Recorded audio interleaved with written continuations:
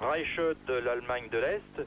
La question qu'on se pose, c'est sera-t-il enfin champion, deuxième en 78 et 81, troisième en 79, mais jamais médaille d'or. À la ligne d'eau numéro 2, l'Américain Bigloff, troisième l'an dernier au championnat du monde.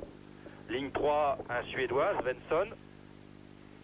À la 4, l'Allemand de l'Ouest, Agricola. À la 5, un habitué des finales, le Soviétique Yakusha, déjà deuxième aux Jeux Olympiques de Moscou. Et enfin, le Britannique Bellieu, à la ligne d'eau numéro 6.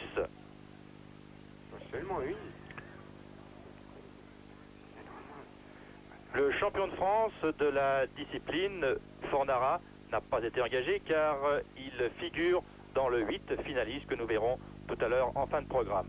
Bon départ des 6 skiffeurs.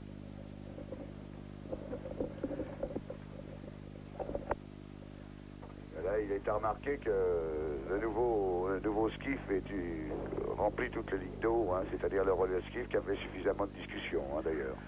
Oui, le premier à l'utiliser, ça a été l'Allemand Kolbe, qui est d'ailleurs l'un des grands absents cette finale avec Karppinen, mais Karppinen, on l'a vu, est dans un autre bâtiment.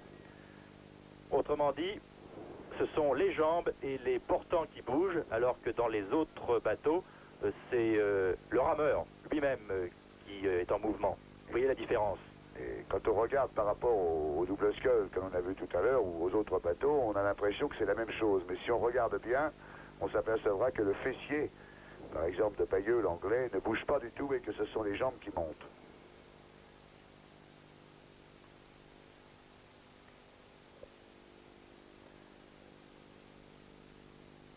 C'était la seule discipline qui avait échappé à l'Allemagne de l'Est, à Moscou, puisque Karppinen avait remporté le titre. À signaler aussi que, pour la première fois depuis longtemps, ne figure pas un Argentin en finale, pour une raison un peu curieuse. Eh bien, les Argentins ont toujours bien figuré dans cette discipline, grâce notamment à Demidi et puis à Ibarra récemment. Et Ibarra est maintenant en fin de carrière. Ah, pas tout à fait, en fin de carrière, on peut le revoir, mais je pense que là, il a certainement fait une erreur de préparation cette année. Yakusha vient de passer en tête aux 500 mètres, le soviétique. Devant l'Allemand de l'Est, Reich. Et Agricola, l'Allemand de l'Ouest. Ensuite, Bigloff, Svensson et Bellieu. Ils sont déjà distancés, surtout le Britannique Bellieu. Oui, mais je crois qu'il faut attendre la deuxième moitié du parcours pour savoir.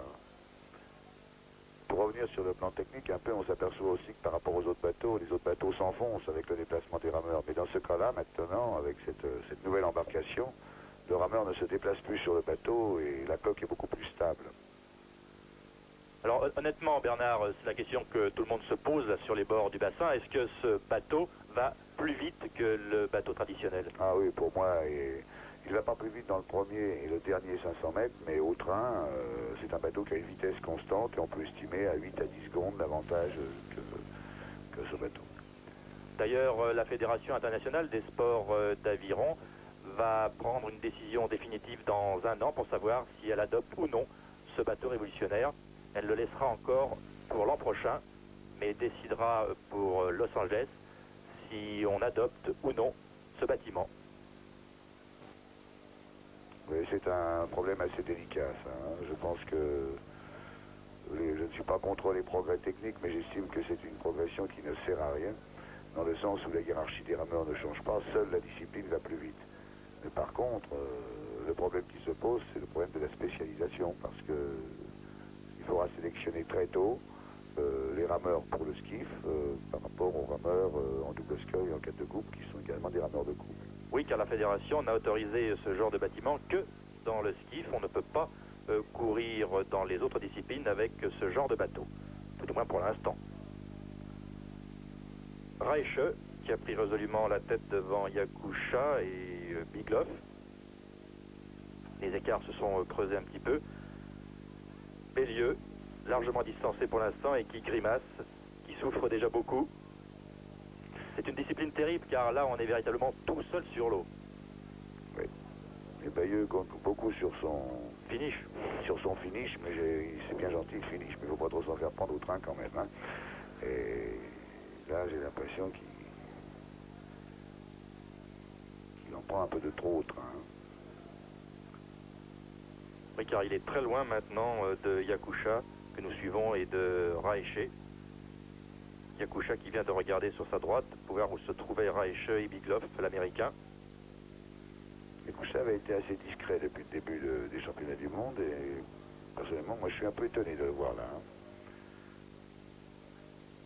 On a rarement eu de grands skiffeurs dans notre pays, et puis vous ne semblez pas vous orienter pour qu'on ait dans quelques temps un bon bateau.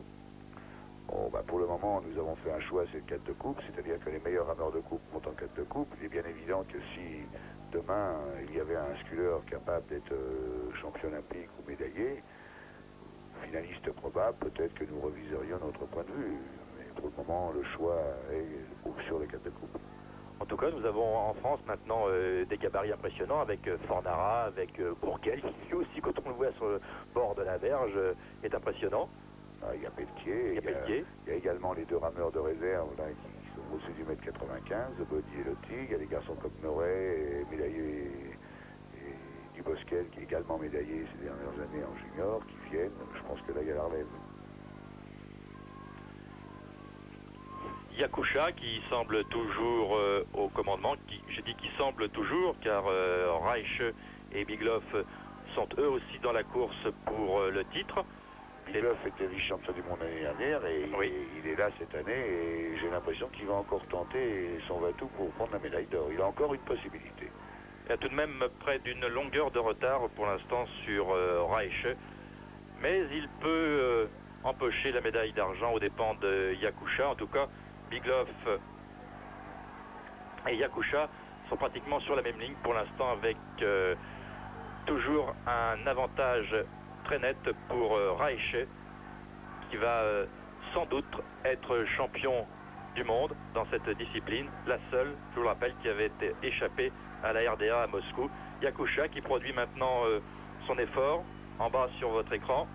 Bigloff aussi qui revient à mi-bateau de Raeche. Encore une fin de course très disputée. Comme vous le disiez tout à l'heure, Bernard, les écarts sont de plus en plus minimes entre les bâtiments maintenant à l'arrivée. Et les décisions se font véritablement dans les derniers mètres. Il va falloir attendre que la caméra se fixe dans l'axe pour voir vraiment quel sera le vainqueur. Raeche tout de même, Yakusha et Bigloff.